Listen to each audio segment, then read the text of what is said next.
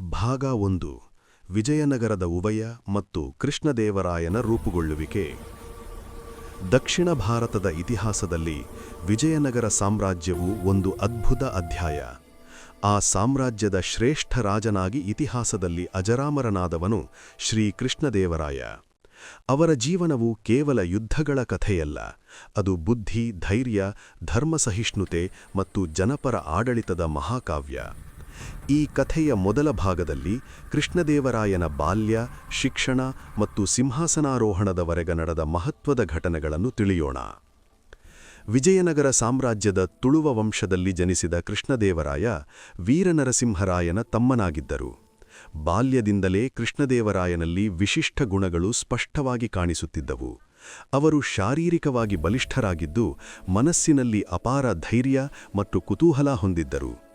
ಇತರ ರಾಜಕುಮಾರರಂತೆ ಸುಖಾಸೀನ ಜೀವನದಲ್ಲೇ ಮುಳುಗದೆ ಜನರ ಬದುಕನ್ನು ಅರಿಯಬೇಕೆಂಬ ಆಸಕ್ತಿ ಅವರಲ್ಲಿತ್ತು.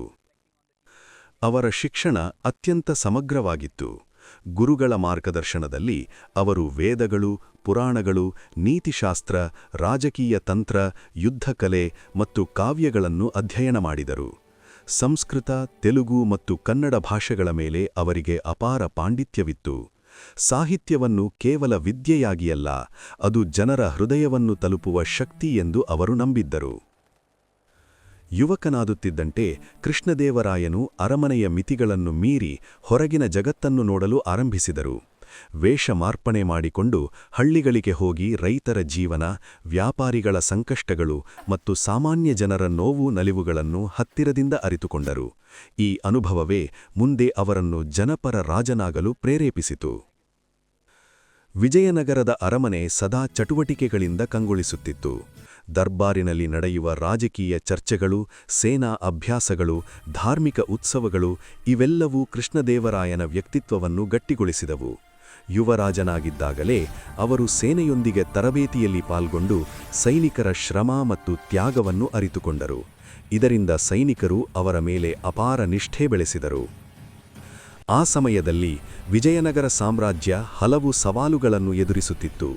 ಉತ್ತರದಿಂದ ಬಹಮನಿ ಸುಲ್ತಾನತೆಗಳ ನಿರಂತರ ದಾಳಿ, ಒಳನಾಡಿನಲ್ಲಿ ಸಾಮಂತರಾಜರ ಅಸಮಾಧಾನ ಇವೆಲ್ಲವೂ ಸಾಮ್ರಾಜ್ಯದ ಸ್ಥಿರತೆಯನ್ನು ಕಡುದಿಸಿತು. ಇಂತಹ ಕಠಿಣ ಸಂದರ್ಭದಲ್ಲಿಯೇ ವೀರನರಸಿಂಹರಾಯ ಅನಾರೋಗ್ಯದಿಂದ ನಿಧನರಾದರು. ರಾಜನ ಮರಣದ ನಂತರ ಅರಮನೆಗೆ ಗೊಂದಲ ಆವರಿಸಿತು. ಯಾರು ಮುಂದಿನ ರಾಜನಾಗಬೇಕು ಎಂಬ ಪ್ರಶ್ನೆ ಉದಯವಾಯಿತು. ಆದರೆ ಸೇನಾ ನಾಯಕರು, ಮಂತ್ರಿಗಳು ಮತ್ತು ಜನರ ಮನಸ್ಸಿನಲ್ಲಿ ಒಂದು ಹೆಸರು ಮಾತ್ರ ಸ್ಪಷ್ಟವಾಗಿತ್ತು: ಕೃಷ್ಣದೇವರಾಯ. ಅವರ ಬುದ್ಧಿವಂತಿಕೆ, ಧೈರ್ಯ ಮತ್ತು ಜನಪ್ರಿಯತೆ ಎಲ್ಲರಿಗೂ ತಿಳಿದಿತ್ತು. ಕ್ರಿಶಕ 1509ರಲ್ಲಿ ಕೃಷ್ಣದೇವರಾಯ ವಿಜಯನಗರದ ಸಿಂಹಾಸನವನ್ನು ಅಲಂಕರಿಸಿದರು. ಸಿಂಹಾಸನಾರೋಹಣದ ದಿನ ವಿಜಯನಗರ ನಗರವು ಉತ್ಸವದ ವಾತಾವರಣದಿಂದ ತುಂಬಿತ್ತು. ದೇವಾಲಯಗಳಲ್ಲಿ ಮಂಗಳವಾದ್ಯಗಳು ಮೊಳಗಿದವು.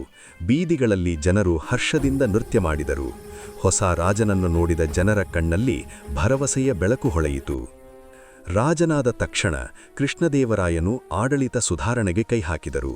ತೆರಿಗೆ ವ್ಯವಸ್ಥೆಯನ್ನು ಸರಳೀಗೊಳಿಸಿ ರೈತರ ಮೇಲಿನ ಒತ್ತಡವನ್ನು ಕಡಿಮೆ ಮಾಡಿದರು. ನೀರಾವರಿ ಕೆರೆಗಳು, ಕಾಲುವೆಗಳ ನಿರ್ಮಾಣಕ್ಕೆ ಆದ್ಯತೆ ನೀಡಿದರು. ನ್ಯಾಯ ವ್ಯವಸ್ಥೆಯನ್ನು ಬಲಪಡಿಸಿ ಸಾಮಾನ್ಯ ಜನರಿಗೂ ನ್ಯಾಯ ದೊರಕುವಂತೆ ವ್ಯವಸ್ಥೆ ಮಾಡಿದರು. ಧರ್ಮದ ವಿಷಯದಲ್ಲಿ ಕೃಷ್ಣದೇವರಾಯನು ಅತ್ಯಂತ ಸಹಿಷ್ಣುತನೋರಿಸಿದರು. ತಾವೇ ವೈಷ್ಣವರಾಗಿದ್ದರೂ ಶೈವ, ಜೈನ ಮತ್ತು ಇತರ ಧರ್ಮಗಳನ್ನು ಸಮಾನವಾಗಿ ಗೌರವಿಸಿದರು. ದೇವಸ್ಥಾನಗಳು, ಮಠಗಳು ಮತ್ತು ವಿದ್ಯಾಲಯಗಳಿಗೆ ದಾನ ನೀಡಿ ಧಾರ್ಮಿಕ ಹಾಗೂ ಶೈಕ್ಷಣಿಕ ಬೆಳವಣಿಗೆಗೆ ಕಾರಣರಾದರು. ಸಾಹಿತ್ಯ ಮತ್ತು ಕಲೆಗಳಿಗೆ ನೀಡಿದ ಪ್ರೋತ್ಸಾಹ ಅಪಾರ. ಅವರ ದರ್ಬಾರಿನಲ್ಲಿ ಅಷ್ಟದಿಗ್ಗಜರೆಂಬ 8 ಮಹಾನ್ ಕವಿಗಳಿದ್ದರು. ಕೃಷ್ಣದೇವರಾಯನು ತಾವೇ ಅಮುಕ್ತಮಾಲ್ಯದ ಎಂಬ ಪ್ರಸಿದ್ಧ ಕೃತಿಯನ್ನು ರಚಿಸಿ ಕವಿರಾಜನಾಗಿ ಪ್ರಸಿದ್ಧರಾದರು. ಈ ರೀತಿಯಾಗಿ ಕೃಷ್ಣದೇವರಾಯನ ಬಾಲ್ಯದಿಂದ ಸಿಂಹಾಸನಾರೋಹಣದವರೆಗೆ ಅವರ ಜೀವನವು ಒಂದು ಶ್ರೇಷ್ಠ ನಾಯಕನ ರೂಪುಗೊಳ್ಳುವಿಕೆಯ ಕಥೆಯಾಗಿದೆ. ಶಕ್ತಿ, ಜ್ಞಾನ ಮತ್ತು ಮಾನವೀಯತೆಯ ಸಂಯೋಜನವೇ ಅವರನ್ನು ಮಹಾನ್ ರಾಜನಾಗಿಸಿತು.